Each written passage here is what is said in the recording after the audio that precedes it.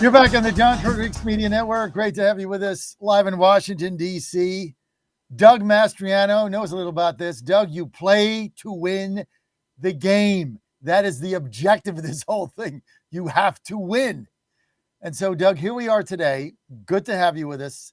Colonel Doug Mastriano, Senator, Republican from Gettysburg, Pennsylvania, part of the conservative, I don't know what you want to call it, opposition to Josh Shapiro out there.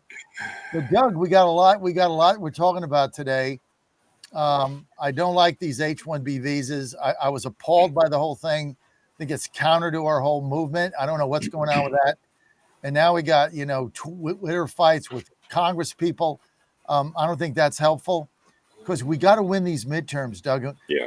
We got seats in Pennsylvania right now that are at risk. We're fighting this ridiculous battle in Virginia where they're trying to strip 4 seats out. It's obscene what they're doing. What's your take? Before we get to Pennsylvania, Doug, give me your take on the national scene, Doug Mastriano.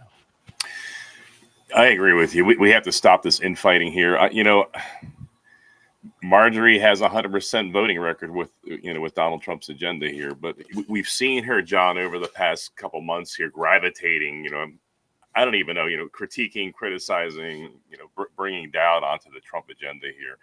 And we could see this downfall. I don't know what's going on with her. I just wish she just ran in and had a little bit of discipline because this is not helpful. And this will make us lose the midterms. If we lose Congress, and then you'll have a Pelosi-like character. Thank God she's retiring. But we have somebody like her, maybe even worse, running the show and playing all these games again. We have to have party discipline. If you have serious disagreements with Donald Trump or any other people in the leadership team here, that's time for a private conversation with them. It's not a time to air your laundry so you can have some time to be on the View, to glorify yourself. This seems like a repeat of what I saw during the Reopen movement. 2020, John, we were part of the Reopen movement. I was leader of it in the state, in fact. And we saw lots of groups rise up with strong voices, 100,000 people under social media, overnight. And some people couldn't handle it, and it went to their heads. And I saw these kind of downfalls before where pride gets in the way. They think they have influence and power. I think Marjorie's falling into this camp here, and they trip on themselves and fall. So be humble, stay grounded, and stay connected. And remember why you're there. You're not there for you, but for our country. Stay focused. Stay focused on the goal, which is winning the midterms. Yes. The spat with Green, not helpful. And I don't know why she's involved in this. Okay. Who cares? I mean, you got your seat. You're R+22. Support the president's agenda. Take your private beefs with him offline. Yeah. It's irrelevant to me. It is absolutely irrelevant. It's a distraction. Just like releasing the Epstein files. What was your take on that? The president reversed his position last night, and I think he did the right thing. Release the tapes. Like, who cares? I'm sick of hearing about him, Doug. It's become a distraction. The Democrats and the mindless left look on as something to latch onto, like a pit bull, squirrel, and they'll just bite on it and hold on to it. So give them the squirrel, give them the stick. Okay, whatever. I think that was a fantastic decision because now it made it a non-issue here. It's completely diffused. Let's get back on the Trump agenda by turning our economy around and making America great again. It's as simple as that. The leaders in the Republican Party need to stop thinking so much of themselves. They were put forth by the people that elected them, not to go on The View and play these other games here and, undermine Trump's agenda. It's about getting this country turned around. And think about where we were just a year ago. Thank God Donald Trump's there. Where would Marjorie be without Donald Trump? Well, look, I got her on tomorrow at 8, and I want to hear what she has to say. And I booked her on a week ago based on our mutual opposition to H-1B visas. But then all this happened. I'm not going to cancel her, obviously. I want to hear what she has to say. But then I've got Loomer on right after her. and then let's just be done with this, because at the end of the day, we got to get together. We got to come together as a team, and we have to win the midterms. And so this intra-party, infighting that we always have, the Democrats never have it. I mean, they just fight to win, and they get together when they have to, and then they fight after that or whatever it is that they do. We need to get that same mindset. She lost me when she went on The View, to be Yeah, frank, yeah. because why'd The View have her on? The View had her on to trash Trump. Are they inviting me on? Are they calling me up and say, hey, John, we want to get your perspective? Or Doug Mastriano, were they inviting you on? No, they invited her on so she could trash Trump and give them some fodder. So as soon as she did that, I'm done with the whole thing, but it's just not helpful, Doug. I agree. It's a distraction. What a waste of time, really. That's what I'm thinking. You know, we got wars going on around the world here. We still have inflation and economic challenges and troubles, and we're going to be pissing, on each other here on minor policy differences. We're always going to have differences. You and I have differences. It doesn't mean that I'm going to go around and bashing you and likewise. It's like, let's focus on what we have in common, the greater good, and get the job done. And that's what it's all about. Doug, you're 100% right. I mean, you've fought these battles and you've been on, all aspects of it. We've got to get together. I mean, we got Pennsylvania seats at risk now. Yeah, How many seats in Pennsylvania are at risk for us? Well, probably about 3 or 4 the Democrats are targeting. And the biggest one they go after every year is our good friend Scott Perry, just north of us here, York and Harrisburg area. And he's a bold, outspoken voice. He's never compromised on the issues. He was with us during the attempt to audit the vote and have oversight of the election in 2020. And they came after him hard. And he keeps pulling it off, but it's always a tough race. So he's their number one target. So this is the reason why we got to stay together, and it just gives red meat to MSN. So sadly, I opened the MSN Hotmail account, John, like 30 some years ago, still have it. And the news feed I see is left-wing propaganda. And anytime there's any of these eruptions, like what we're seeing with Marjorie, they just hyper focus on it to show dissatisfaction in the Republican Party. And it causes more problems than it's worth. Doug Mastriano with us. You're 100% correct. Doug, let's get to some of the bigger pictures here. The position on H-1B visas that have upset a lot of the base, like me. What's the point of this? Yeah, I'm really not sure what's going on there. It seems to be, counterintuitive to the America First agenda, and I don't know. I'm interested in your insights on this here, because it doesn't really make sense to me.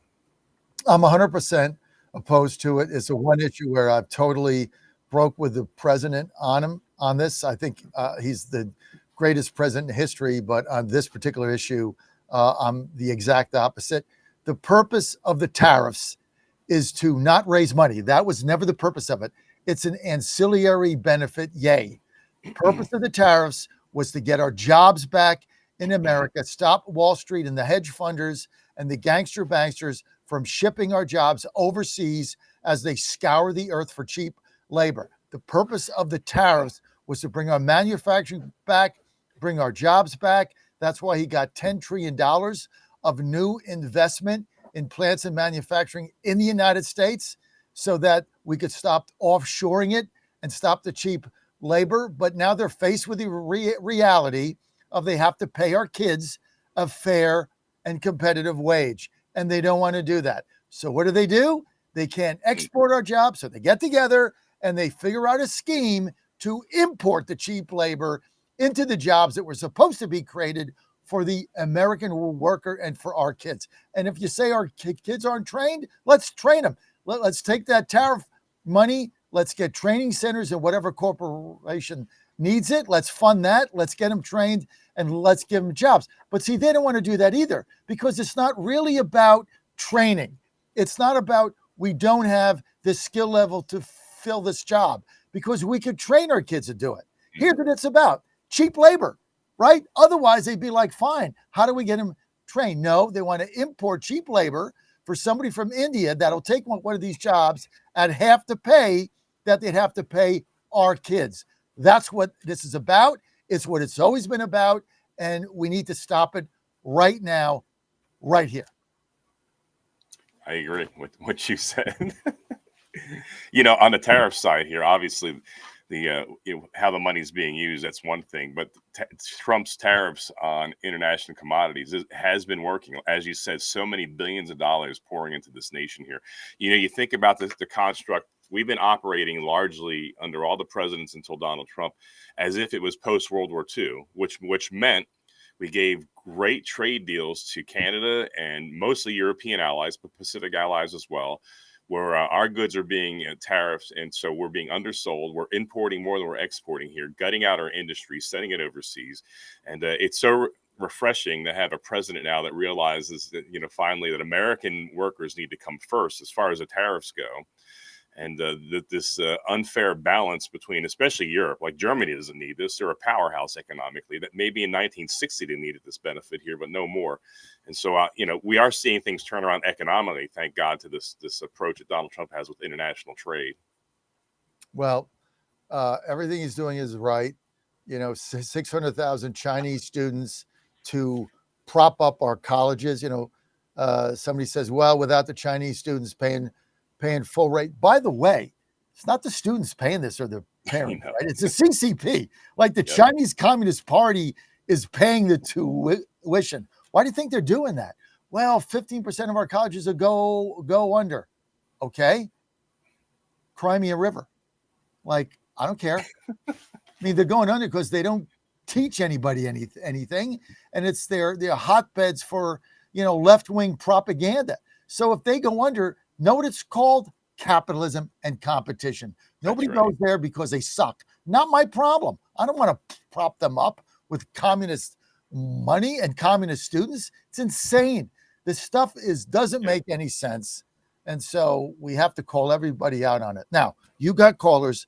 Dave in Chester, line 1 for Doug Mastriano. Dave, you're live. Hey, Dave. Hey, Dave. Can you guys hear me? Yes. Yeah, so, great show. Doug, love everything you guys are saying. I just, wanted to bring up the budget, our Pennsylvania budget. It is just such a bad deal. Yeah. Doug, you are just, such a common sense man. I'm not just talking about governor, senator, president, we just need you in here because this is just, a bad deal. We're getting so screwed over. So, I don't know. We just got to fight the Democrat Party. We just need you, buddy. We just need you. That's it. I love you, Dave. Thank you. Yeah, thanks for bringing it up. So Dave rightly said, John, that we got our budget last week, and I was one of 9 no votes on it. I get it. We're in a split government here. Like Benjamin Franklin said, politics is the art of the possible. So it's really hard to get something that you want in a compromised government, but it was just too much. I think the first budget I voted on 6 years ago, and I was a no on that as well, was a $35 billion budget. Now we're up to $50.1 billion. How do you even sustain that in 6 years? It's not. So it's the biggest spending plan in Pennsylvania history. I got some notes I'm glancing down on. A $50+ billion budget. It grows our budget beyond inflation and beyond our population. Dave knows that we have an aging population in Pennsylvania because we have an excellent retirement plan in here as far as when you retire. And the youth are fleeing because we're one of the highest tax states in the nation. We're number 5 or 6 tax-wise.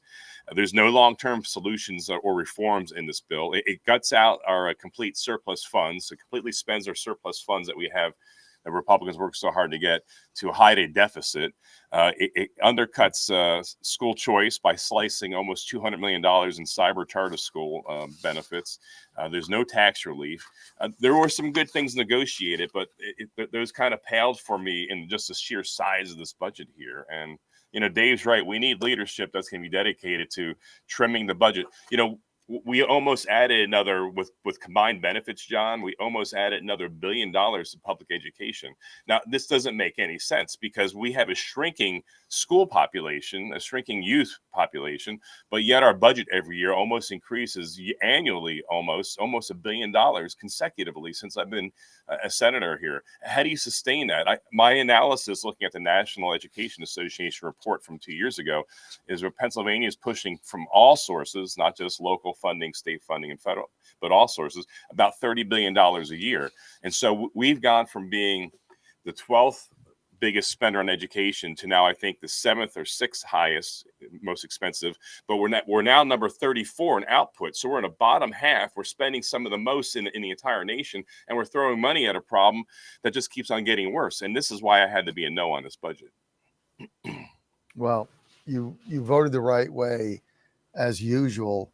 But you guys are in a tough situation there because this guy's running for president, Shapiro. So, I mean, everything he does is with an eye on his, national opportunity. And you just don't, you squander the opportunity to have a majority in the House. So what do you do now? I think we just become stronger in our opposition to Shapiro, draw more lines. My hats off to my colleagues who negotiated this on the Republican Senate side, and it was the work of them. They did hold the line. We did get $1.5 billion trimmed off, and there were some concessions made, such as we were, formally out of the regional greenhouse gas initiative that Wolf and Shapiro, illegally signed us up to, which would be a massive increase in our electricity bills. But that was part of the deals. We got a concession there. Of course, Shapiro takes credit, but it also gives him cover because now we can say those Republicans who hate the environment, which we love it more than they do, by the way, they took away this protection for the environment. It's a Paris cap and trade thing, climate accord, but it gave him cover. So now he's going around taking credit for relief in energy bills while we did all the hard work behind the scenes. But we are in a tough, you're right. We don't have the executive branch. We don't have the House. And so it's us alone. And we're 2 seats in the Senate from becoming California. So Pennsylvania, please get out and vote. How do we hold the midterms, Doug? By providing, first off, a clear vision. Number one, what is our vision for Pennsylvania, or what's our vision for America? We need kind of a Newt Gingrich contract with America kind of thing going on, both at the state and federal level, and have leaders who speak with clarity, have a party that's disciplined and united, and we don't have people running around trying to become famous on The View, but that are going to stand with the agenda, and any issues they have, they'll deal with behind the scenes. So unity and a vision. Doug Mastriano, tell us about where you are in making the decision whether or not to run for governor of Pennsylvania. Now, I mean, it's still on the table. Rebbe and I do not need to decide until January. We have sufficient money in our campaign account to launch a campaign, but we still haven't decided. It's a life-changing decision. And, we've done it before. We learned an awful lot of what we did right and wrong last time. And we're confident if we get in it, we could win it. But we got to make sure that all our ducks are in order. So still praying, John. What's your wife say? She's in alignment with me here. If it's our time, we're going to do it. And we'll do it all in like we did last time. Relentless, 3 to 10 events a day kind of thing, running across the state, every county. The argument against you that I'm getting from the what do you want to call us? Let me frame this right. Getting from the more corporatized members of the Republican Party of Pennsylvania. How's that? That's fair. I'm not going to call it establishment because really there is none anymore. I'm going to call it the corporate people, all good people, and they all want to win like me. And the argument is Mastriano as gubernatorial candidate, top of the ticket, will cost us the midterms. It'll cost us seats in Pennsylvania. And my argument is actually his presence at the top of the ticket will do the opposite. We're not going to win Pittsburgh, okay? I get it. We're not going to win Philadelphia. I get that too. Although I think someday we can be competitive there. But he's going to draw out the Trump voters and the grassroots. Yeah. That is the only hope for saving these seats. So I view it as the opposite. Tell me I'm wrong, because I'm open to constructive advice here, because I'm taking the opposite view. Am I wrong? No, you're absolutely right. And the corporate, I was going to say establishment, the corporate side of the party, I love that, John, is completely wrong. And I have to say I did a bad job presenting, our performance. I let them get the message out. So we have these talking points from mindless people on social media echoing them. Let me give you some facts. In 2018, we had Scott Wagner. He was party endorsed. They endorsed him early, but not as early as Stacey Garrity got. And he came out terrible. He had $30 million behind him. I had less than 10. The party was united behind him. They cleared a deck. They came out against Mango, who was running against him. They pushed the Mango supporters out, disenfranchised them. And what happened to Wagner in the end? He lost by 17.5 points. So I performed better than the endorsed candidate who had all the money behind him. I did 3 points better in the general election without help from the corporate establishment types. I had the greatest turnout in 60 years. I outperformed in like 20 some counties, higher than Scott Wagner did, the endorsed candidate from 2018. So facts are stubborn things. All we needed, John, was some of the establishment, some of the corporate side to get on our side, bring the money so we can get our message out with more ads. That's all we needed, a nudge, $5-10 million, and it would have been enough. But without their help, we outperformed their boy from 2018 hugely. And it will be a big, massive push if we do this again. So I wish they had like anointed a different like candidate than Stacey. The problem is Stacey's hard not to love. I mean, she really is a great lady. So this is like everybody's dilemma is we all love Stacey. We all love you. And, you know, Stacey certainly MAGA. So it's like, it's a tough proposition. I don't think Stacey should have taken this anointment. I think she should have rejected it, encouraged a primary, but she didn't. And, you know, it was there for the taking. So we'll see what happens. But I really think that you on the top of the ticket actually helps Scott Perry, and it helps a couple of our other candidates that are hanging there by a thread, because we saw this in a couple of weeks ago. If you don't get the Trump base out, you ain't going to win crap. It's simple as that. They'll just stay home. Thank you. Any reason for the low propensity Trump voters stay home, they'll stay home if he's not on the ballot. They'll just stay home. We saw it in Virginia. Here was what I was telling somebody else before. In Virginia, Trump lost by 5 in 24. In 15, he lost by, the Republican candidate lost by 15. That's minus 10. Wow. Okay, well, that's Virginia. It sucks. We had a terrible candidate. Winston was horrible. Never Trumper, blah, blah, blah. Okay, I get it. Let's go to New Jersey. 24, Trump lost by 5. 25, wow. Citarelli, good candidate. I understand. I don't know him. Understand he was a good candidate, ran a good campaign, lost by 15, minus 10. Okay. Doesn't take a political rocket science to figure out if Trump's not on the ballot and you don't get the voters out, you get crushed. It's simple. Yes. I mean, you don't need, like, what else do you need? What numbers do I need? I don't need a deep analysis. I need basically an abacus. I can figure that out. I don't even need a calculator. Even I can figure this out. And I suck at math. You know, one more thing.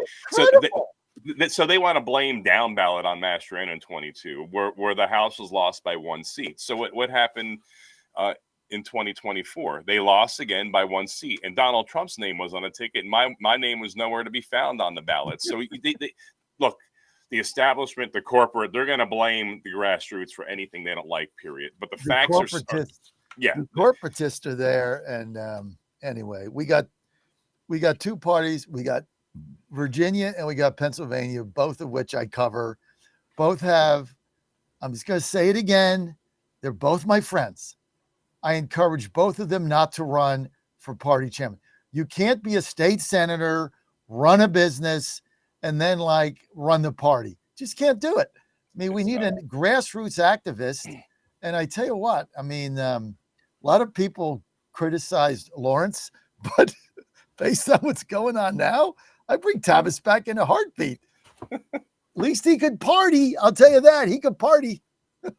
That's something. I'll bring him back in a heartbeat. State representatives should not be running parties. It just doesn't make any sense. It failed in Virginia. It's going to fail in Pennsylvania. Fails all over the place. But Doug, that's just me. Everybody likes Greg. He's a good guy. And I like Peake. He's a good guy. But they're failing because it's too compromised. You got too much stuff going on. Doug, thanks for being with us. How do people follow you? Go to Doug Mastriano. Simple as that. Love you, man. Grassroots, not the corporatized. No. It's like stainless steel. I mean, it's like vanilla. Like nobody's excited. I don't believe it's true. I'm just trucking the truth out here. And I love Stacey. It's got nothing to do with Stacey. Nothing, yes. No, she's adorable. I love her. How can you not love Stacey? You can't. She's impossible not to like, right? So it's nothing about her. It's just We need to get the grassroots out, or you don't win. When are you going to figure this out? Doug, thanks for being with us at Doug Mastriano. At Doug Mastriano. We'll be right back. Stay with us.